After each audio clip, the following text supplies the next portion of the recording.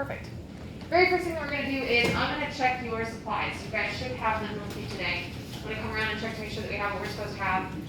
So get out your binder if you have it. You should have it. If you don't, But go ahead and get out your binder, your highlighters or different color writing utensils.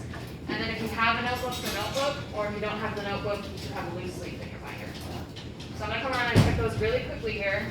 We're not going to waste a lot of time on that. I just want to make sure we all have the supplies we're supposed to have. The other thing that we're going to do here is review your reading analysis questions for Harrison Bergeron. We are not going to spend a ton of time on that just because I want to see what your answers were without my input and the input of your classmates.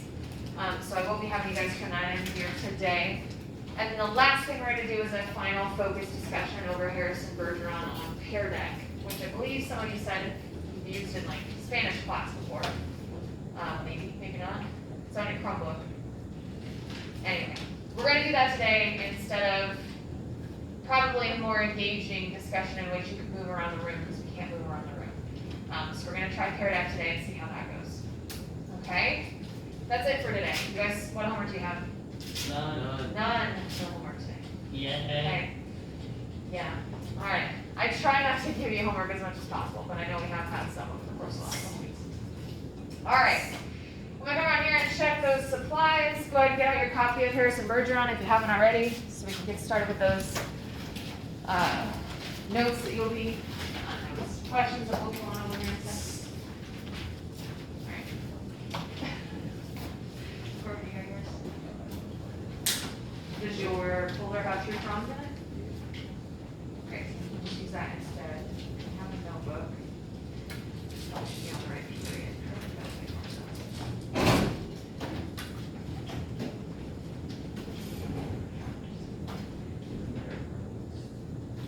Can you get that? Where's yours?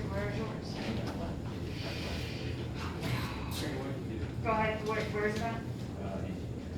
Okay.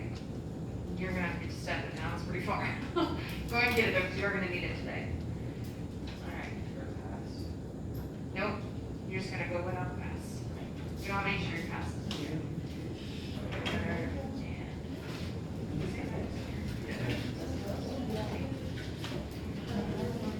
Okay. Let's go.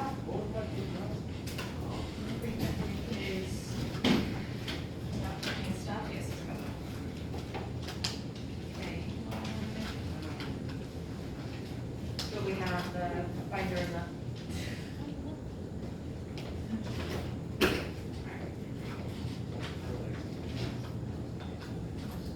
Okay. All right. Just make sure we're bringing it. All these things. All right, and you've got your others. There you go. It's an interesting pencil case. All right.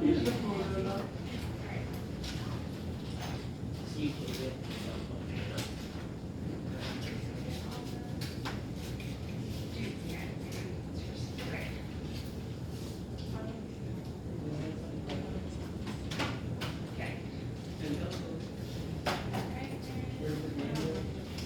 Reminder, does your folder have 3 prompts in it? We can use that. Just use 3 prompts in the middle.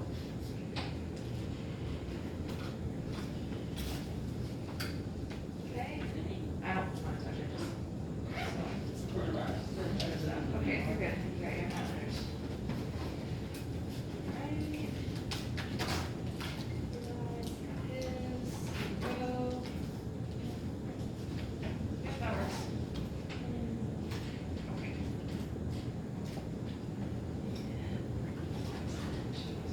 Perfect. Already done. Okay. So go ahead and get out those Harrison Bergeron questions. We're going to go over those. And like I said, we're not going to go over all of the questions in depth just because I want to see your input instead of our input as a class here on your answers. Now, as a note, because I know this might be the case, if you did not finish your questions, I am collecting them today, but if you did not finish them, I would much rather you finish them for tomorrow than sit here and quickly try to scribble down some answers and turn it in class today, okay? I do not give late penalties for homeworks, because I feel like the only benefit of a homework is that it's helping you to learn. So if you're not taking the homework seriously and doing it to the best of your ability, then it's not helpful in any way. So don't just scribble down answers so you can turn your homework in on time. I'd much rather you guys finish it tonight and turn it in tomorrow to the best of your ability instead, okay? I would only give you a study table if you didn't turn it in before Thursday, if that makes sense. Understood? Okay, so it's not completely done. Don't sit here in a frenzied manner try to write down answers. Just get it done for me tomorrow so you can actually take your time and answer those questions. All right, so the first couple questions, I'm not really going to go in depth with you guys because we kind of already talked about that in class. But what did we learn about the government, and then how do they ensure that the citizens were equal? Just generally, what is the government doing? Henry? Government is becoming extremely strict and controlled. Okay, it's very strict, it's controlling. There's so many things you could have said for number one, but that pretty much sums up all I'm going to say there because I want to see what else you guys put. The second part is asking, how do they ensure that the citizens are equal? There's several ways, right? Like physically, how do they ensure that people are physically equal, Marianne? Okay, so as far as beauty goes, they wear masks if they're too pretty to make them more equal. What about strength and athletic ability? How do they equalize that? Henry, what do they do?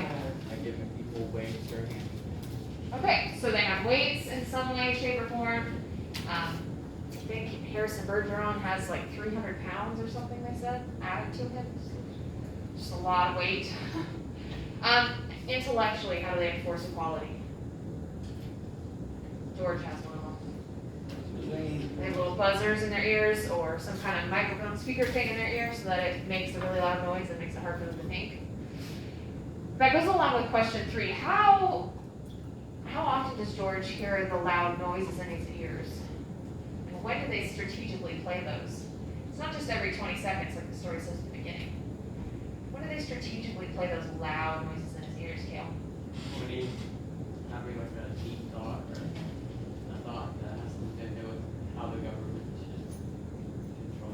Exactly, right? So it has something to do with the government and the way that they're trying to control them, right? If George is thinking about something that might potentially hinder that or make him question what they're doing or cause a possible rebellion, they make a really loud noise in his ear to stop that thought process because they don't want him to think that. Number 4, you guys are supposed to do one of those race responses. How do readers learn that many members of society possess the same handicap that George must have, that loud noise in his ear? How do we learn that other people have the same exact one in their ears, Marion? The ballerinas are dancing. They wince at the same time that George hears a really loud noise. So we can see as readers there that they have the same intellectual handicap because it's playing the same noise at the same time. All right, number 5. How might the government in the story have actually made Harrison Bergeron stronger than he was before? And what type of irony is that? How did they accidentally make him stronger? We haven't heard from him in a while. Well, Alma.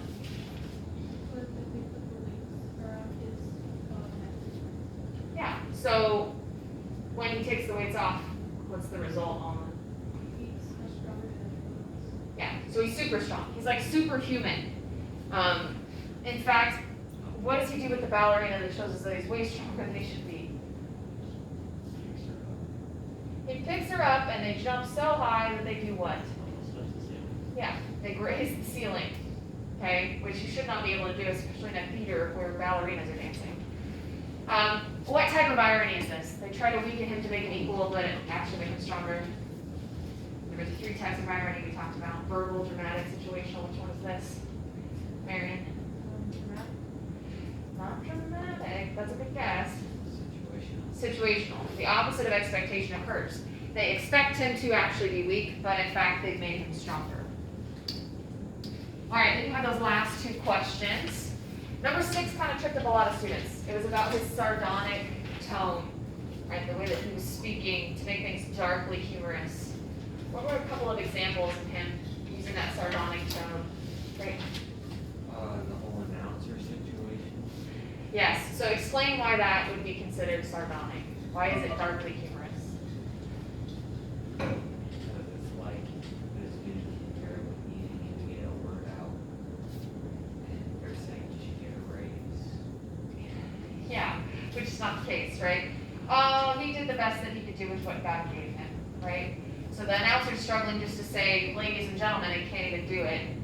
So it's kind of funny, but we're poking fun at a situation that's actually horrible, right? Like, this society has made it such a way that this guy can't even say ladies and gentlemen without stuttering repeatedly. What else? Other examples of sardonic humor. How did the story end, guys?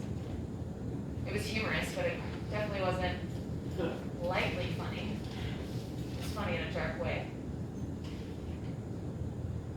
Think about those last bits of dialogue between Hazel and George. She repeated herself. Yes, so what did Hazel say, and what did George respond with? That one was a doozy. You can tell that one was a doozy, and what does he say? You can say that again, and what does she do? Yeah. Okay. Because she doesn't understand what that means. So she repeats, you can say that again. Right? Which is humorous, but it's darkly humorous, right? We're laughing at the fact that this woman is not even intelligent enough to understand that that is a turn of phrase. He doesn't literally mean say it again, but she says it again. And they're talking about what? What was a doozy? What did they just watch on TV that they don't even really comprehend now? Their son was shot and murdered on TV in front of them. And they're like, that was a doozy, right? The society's made it such a way that, well, of course, Hazel all the time kind of struggles. But George can't even really reflect on the fact that his son has been shot, murdered in front of him. And they're just kind of like moving on now. They've forgotten about it. Well, did George even know because he was on medication? I don't think he saw it. Yeah, I don't think he did. Hazel did though, but she doesn't even recognize. But she doesn't know. Yeah, it's all kind of mixed up in my mind. So she doesn't even realize what's happened. George was a different. Yeah, he'd gone for a can of beer. Sat down again. Does Hazel realize what happened? Yeah. Yeah, because she was crying. She did in the moment, right? So she started crying, but then she forgets why she was crying. It's all kind of mixed up in my mind. Forget sad things. I always do. Okay. So their inability to even comprehend or discuss the fact that their son just got shot on TV is really darkly humorous. There are a few other examples of that. Like, for instance, what do they do with the image of Harrison Bergeron on the screen when they're trying to project it for everyone to see what he looks like? Yeah, the guy who's trying to project the image can't even get it straight. It's upside down, it's backwards, and it flips right side up, right? Because they're unable to with either their handicaps or their equal thought process to put the image up on the screen the right way. All right. Last question you guys had. Themes. What kinds of themes did you guys draw from this? What do you think? Kale? Maybe being exactly equal to everyone's reality. Okay, so equality may not be preferred in everything. Maybe we don't want to be exactly equal with one another. What else can we say? Other themes. It isn't always truly equal. Okay, so what do you mean by that, Greg? I mean, Hazel has 0 handicaps. And her husband's carrying around 47 pounds for a child and has constant sounds so he can't think. Okay, so maybe enforced equality is an actual equality. Could be. Seems pretty deep. What about Harrison, guys? What does he serve to do in this story, do you think? 'Cause he's a little bit tricky, right? You would want to say that Harrison stands up for what's right and overthrows the government. And is that true? What does he do that's really problematic once he throws off all of his handicaps? It's shot. He gets shot, right? But that could just be because he's trying to overthrow the government. KJ, what does he do that's problematic? Yes, he's going to be the emperor. What does he threaten the musicians with? What does he say he's going to do to them? He's going to injure them or kill them. I can't remember exactly the words that he used, right? If they don't play music, the way that he wants them to play music, he's going to hurt them very badly so that he can dance with the ballerina. Okay? So why does Vonnegut throw that in there? What message is he sending? It's not just that enforced equality is bad. What else could be really bad? Control of any kind in the government. Yeah. If somebody's controlling you way too much, like Harrison could have done if he'd gotten rid of everybody, that is also bad. Right? Government control in general is not a good thing. Anything else we could say about Harrison? Why is he so violent against the government?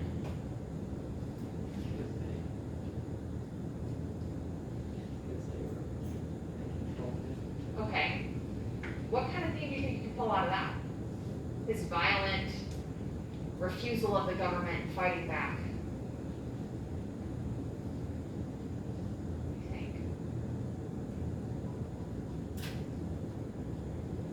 Maybe think about it for a second. I'm not gonna press you there for an answer, but I do want you to kind of consider that one because we're gonna come back to it a little bit later with our discussion here on Pear Deck. All right, if you're completely done with your questions, you answered all of them. You can make sure your name is on the front side of the paper. You can put it in the 5th period tray. So here's one from the top. What are my homework Like the ones? actual story. Oh, you can hold on to the actual story for now. Hold on to the story, but I do want your questions.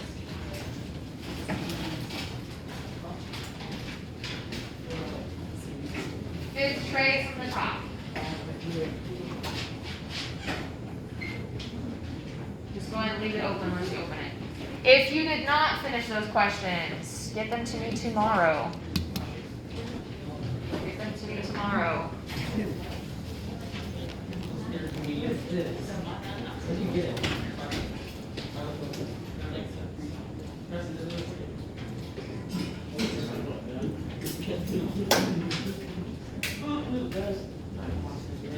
Alright, once you put your questions in the homework bin for me, I want you to go ahead and get out your Chromebook. We are going to start our Pear Deck discussion here. Which you need your Chromebook for. Alright. How many of you guys have used Pear Deck? I think so. Some of us maybe in Spanish class, I know. Pretty sure we did it over 14. Over what? 14. Okay. Oh, yeah, we definitely did. Okay. So it shouldn't be entirely new. Just a couple notes.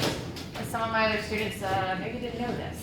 Isn't that anonymous? When you guys, yes, it is anonymous on the screen.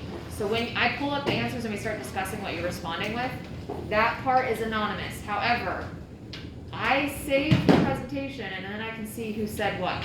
Oh no. So don't think your answers are completely anonymous because they're not. I use them for feedback to see what you guys know and what you're learning.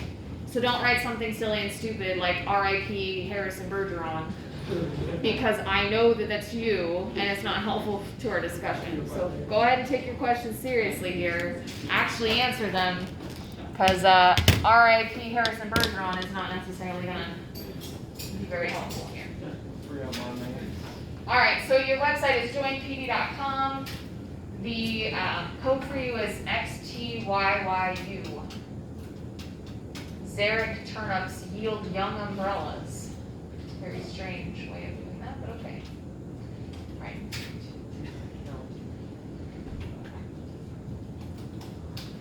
you check my supplies? I did. I could see them because you have your highlighters in your binder. Yeah. And I can see your notebook. I didn't touch anything, but I could look at it.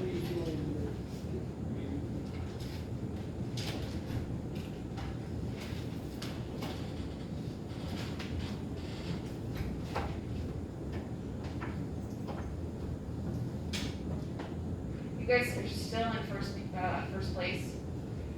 6th period earned 5 points yesterday though, so they're kind of creeping up just a little bit. Doesn't matter. Oh, it doesn't matter, Kale? You're still gonna beat them? Okay. Period 4 is only a little bit behind you. What's up with period 2? Yeah. Period 2 is a pre-AP class. I think they were much more concerned with getting their homework done for the day than they were about getting points. Because a lot of them were very hurriedly trying to finish some homework for classes. Isn't Ben in that class?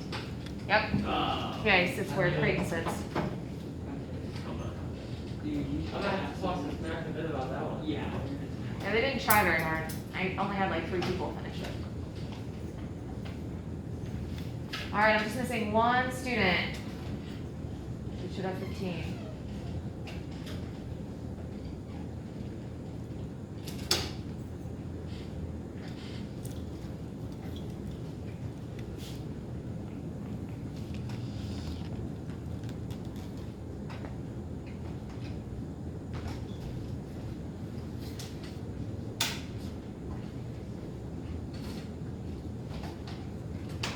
Alright, good to go.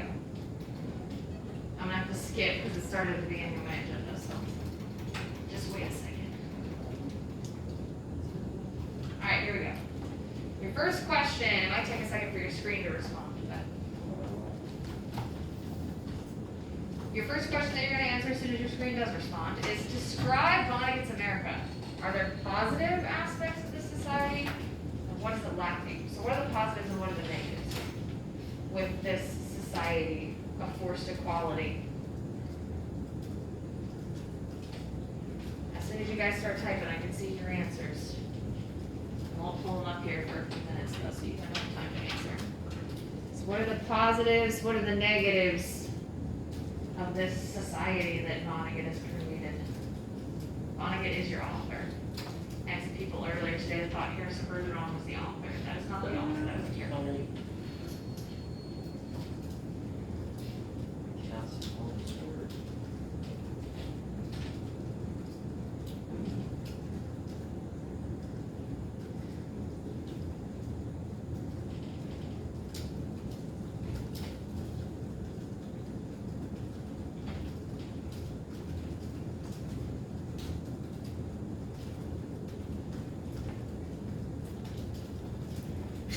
Just a couple minutes here, and we'll go over it, see what you guys are saying.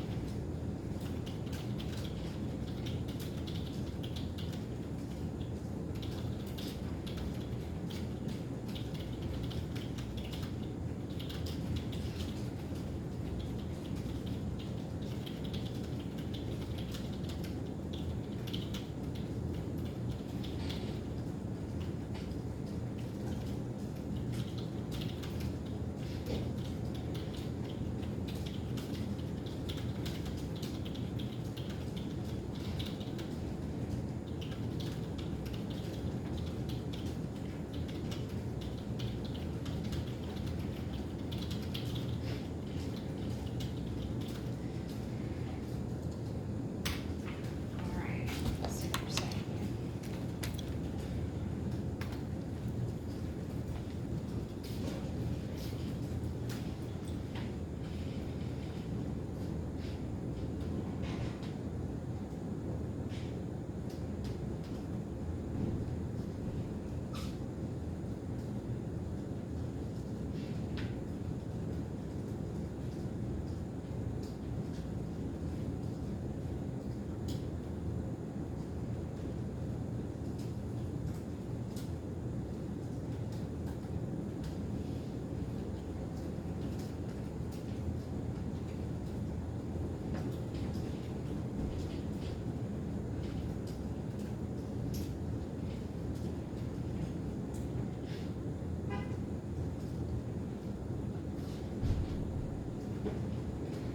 Alright, I'm gonna go ahead and have you guys pause wherever you were at.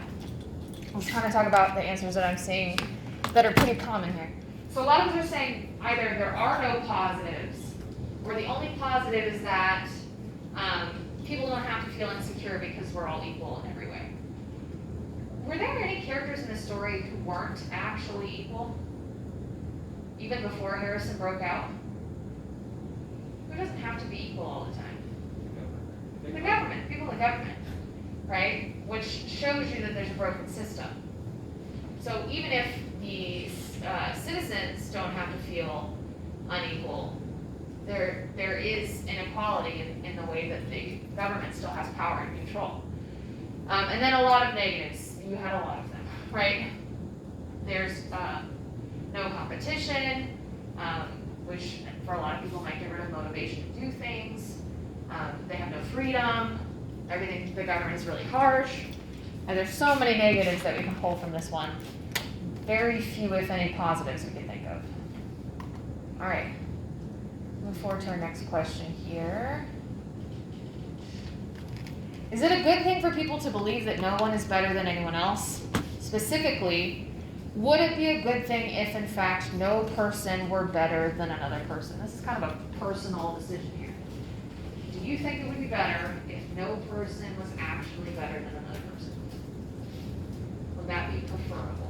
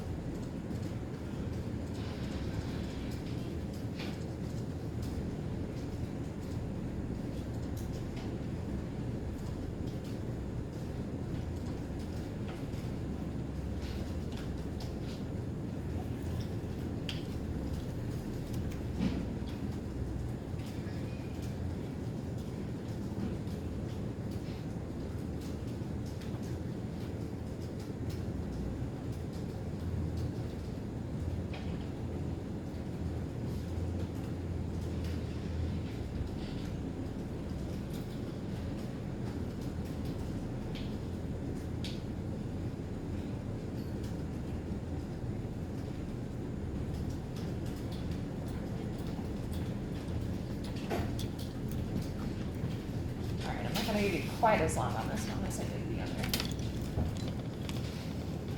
This one's a bit simpler. Whoop. Sorry. Did you delete your response? Oh no. Hit the wrong button. All right, well, let's look at what we had so far.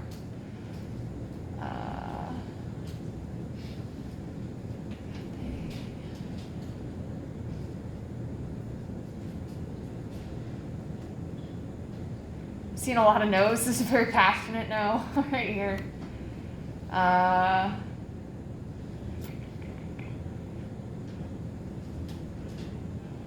Okay, so a lot of no's. However, here's what I want you guys to kind of question. Are there certain aspects of society where people should be equal? When should we enforce equality and when should we decide inequality is okay? How do you make that decision?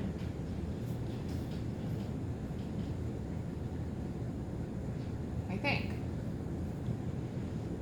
Where do we try to enforce equality now as a society? Think of things that we've put in place to make sure that we're a little bit more equal. Laws. Like what kind of laws? I have no idea. You guys think about it?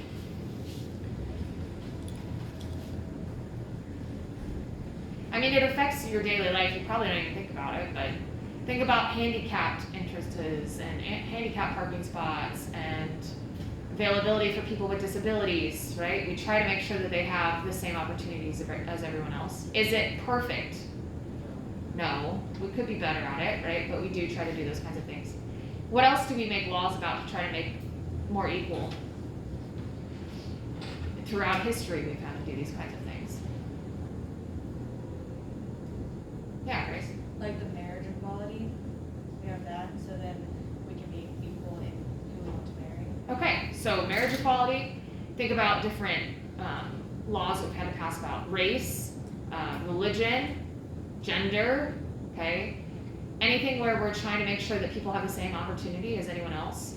Now, all of those things could be categorized as what kind of part of a human. Can we control those things? No. No. She said, Well, you could maybe choose your religion, I guess, for those things, but like that's not really something you always get to choose. So when you think about where we're enforcing equality, we enforce equality on things that you can't really decide about yourself, right? That's just the way it is. Do we try to enforce equality on things like personality or talent? No. Hopefully not, right? Yeah, so some people are just naturally gifted at what they do and naturally better. Okay. Like, it's unfair to make them not be able to do something and someone else be able to. Okay.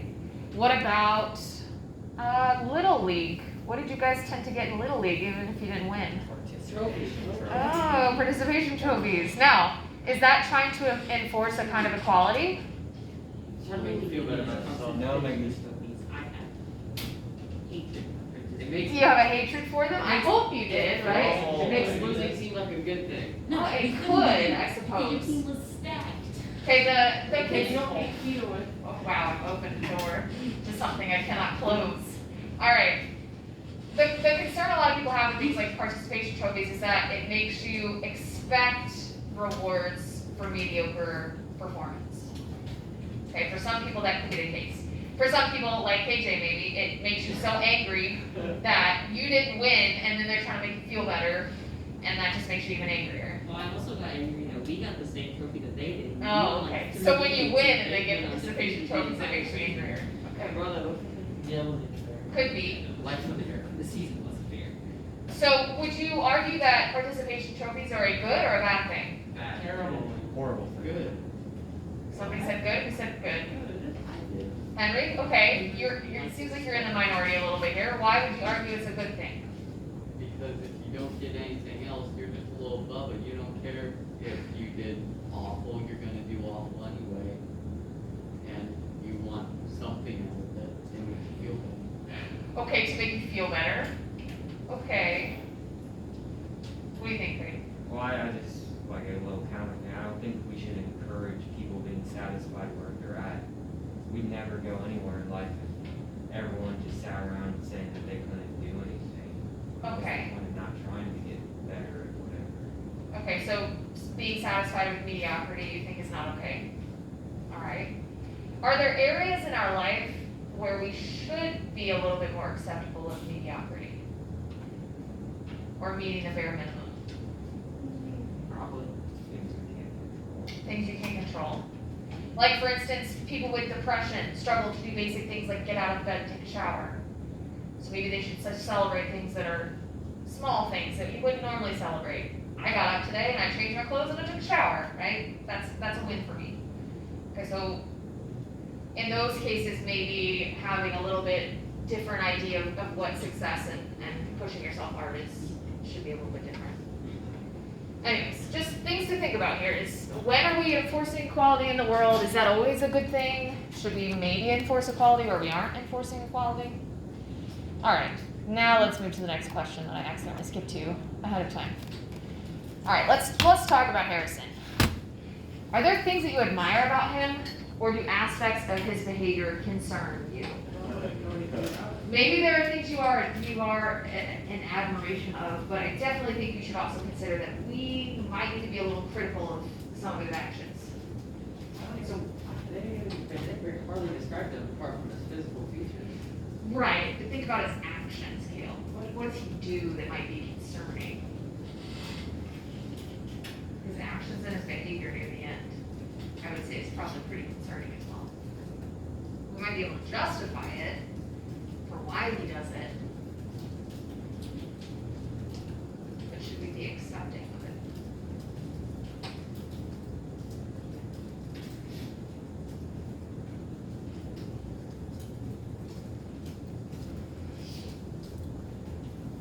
Curious to see what you guys say here.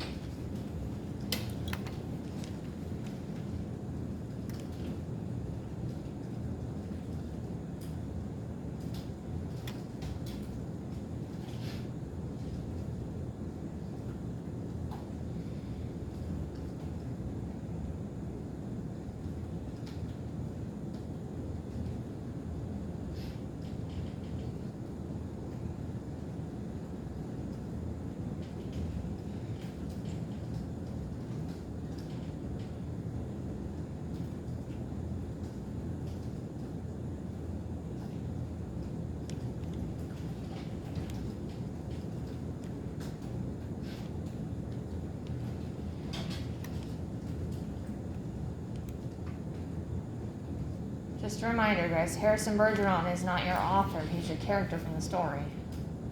So when you're thinking about this, you're thinking about the character